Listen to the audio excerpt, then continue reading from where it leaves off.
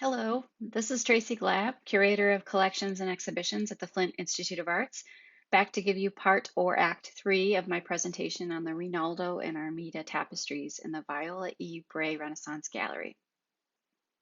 As a brief recap, in Act 1, we discussed how the tapestries traveled from Paris to Flint, given to the FIA by Mrs. Bray in 1961. In Act 2, we learned about the love story of Rinaldo and Armida. And in conclusion, in Act 3, Beyond Warp and Weft, we will look at a few of the many symbols that appear on the tapestries and see how they support the main story. If you haven't watched the video on the narrative of the tapestries, please do so before this one, since the discussion of the symbols will make more sense if you know the background of the story. To talk about all of the symbols and their myriad meanings is too great of a task in a short video. There are symbols of flora and fauna, symbols from Greek and Roman mythology, as well as symbols relating to Christianity. In fact, I counted almost 50 symbols that occur throughout the series, and that's not considering the multiple meanings that just one symbol can have. To really get an idea for what I mean by symbols and how they relate to the main love story, we will look at what's going on in the borders of the tapestries. Made to look like sculpted three-dimensional frames, these borders do much more than provide a decorative element. They provide clues to the overall content and meaning of the story, as well as point you in interesting directions. For example, the figures on the corners are female winged figures holding two trumpets, and they symbolize victory. The bottom corner figures are wrestling satyrs, half goat, half man creatures who are known for their strong sexual desires. They represent lust.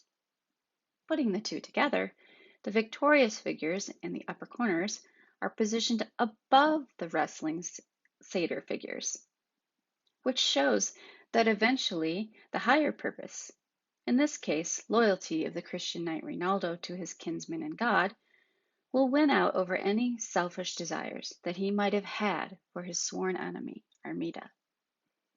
Having looked at this example, you may be wondering just how do we know what these symbols mean? Many of the symbols on the Bray Tapestry cycle pose a challenge to our 21st century eyes because we do not have the same kind of educational background in terms of being exposed to the same types of books and artwork that someone from the 17th century France or Italy would have been.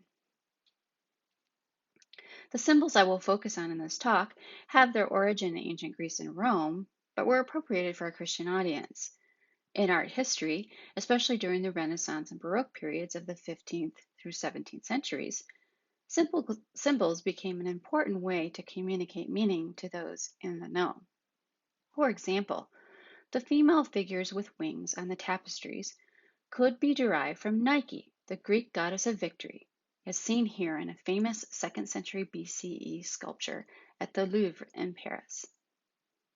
The wrestling satyrs at the bottom corners of the tapestries could be associated with Pan, the ancient Greek god of the wild, shepherds, and flocks, shown on the far left in a Roman copy of a Greek original statue circa 100 BCE.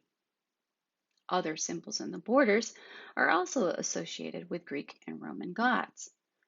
For example, the scallop shell in the upper center of every panel represents the Roman goddess of love, Venus.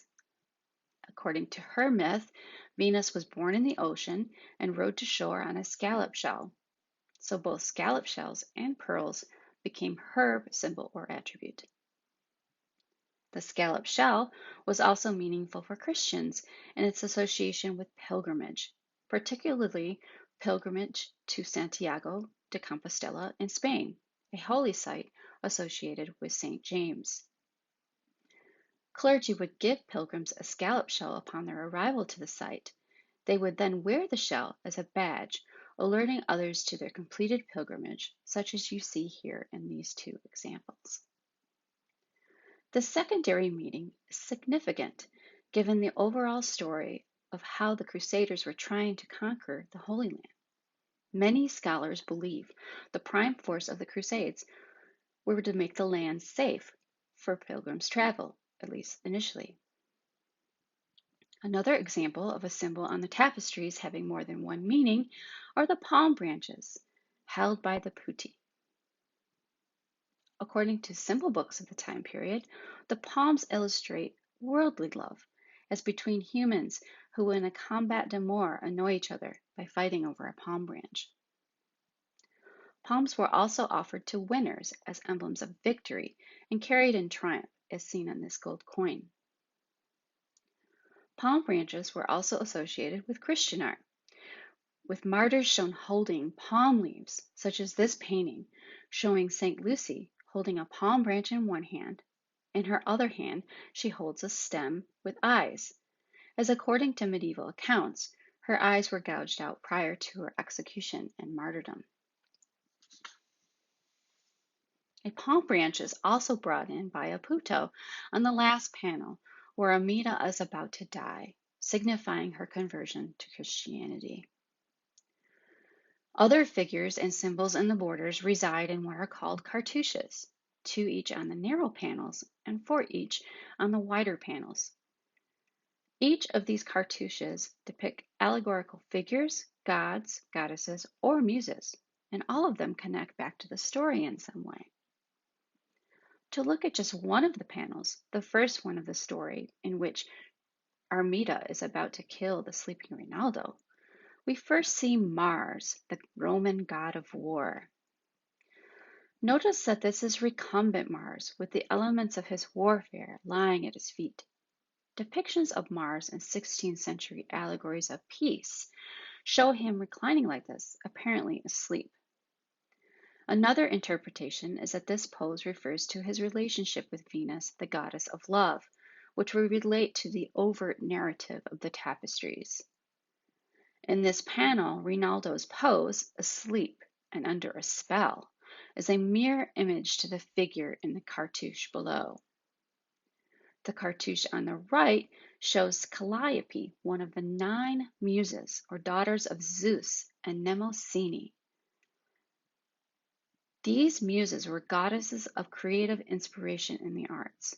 In the case of Calliope, she is the muse of epic poetry, often shown holding a tablet as she is here, which is a fitting image considering this tapestry series is based on an epic poem by Torquato Tasso.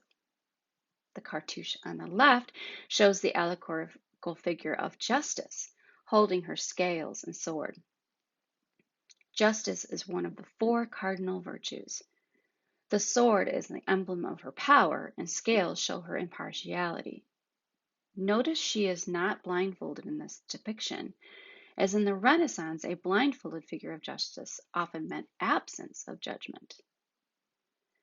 Justice would be appropriate because from the point of view of the writer, it was God's justice being carried out through the actions of the Christian knight Rinaldo and his fellow crusaders. And lastly, you'll see another allegorical figure, this time Fortitude. Fortitude is also one of the 4 cardinal virtues, but perhaps not as well known to us as justice. She is represented holding a pillar, which derives from the biblical story of Samson in the book of Judges.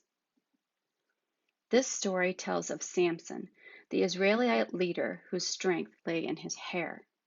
When he told his secret to his lover Delilah, she betrayed him to the Philistines, who cut off his hair and blinded him.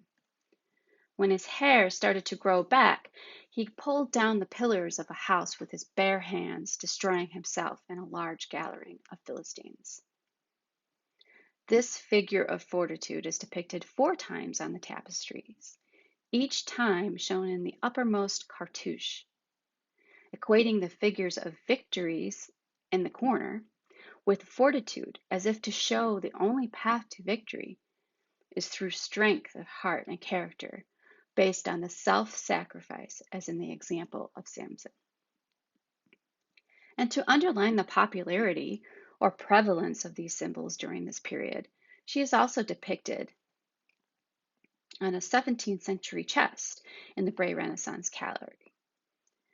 The center panel shows Venus riding in her water chariot, pulled by swans. By now, you might recognize the figure of Victory in the upper left corner blowing a trumpet. On the right panel, we see Fortitude with her pillar. I think it's only fitting that we end our discussion of symbols with one that's used the most on the tapestries. On each of the 10 panels, the outermost border is made up of hundreds of hearts. In this panel alone, I counted more than 400.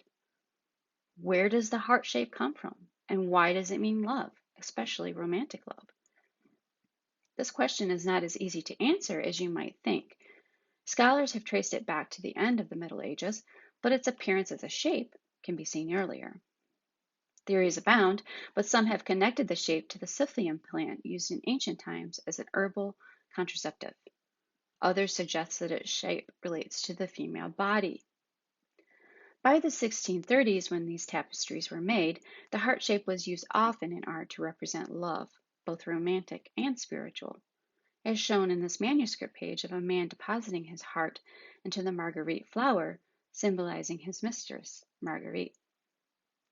And of course, the symbol is still one that is meaningful to us today to represent love of all types. The next time you are in the Bray Gallery at the FIA, look up as there is also a gold heart border on the ceiling. There are also many more symbols to uncover there, as this presentation just gives you a glimpse into the many visual wonders to discover. I hope you've enjoyed learning more about these tapestries in this 3-part series as much as I have enjoyed sharing this with you. Thank you, and I hope to see you in the gallery soon.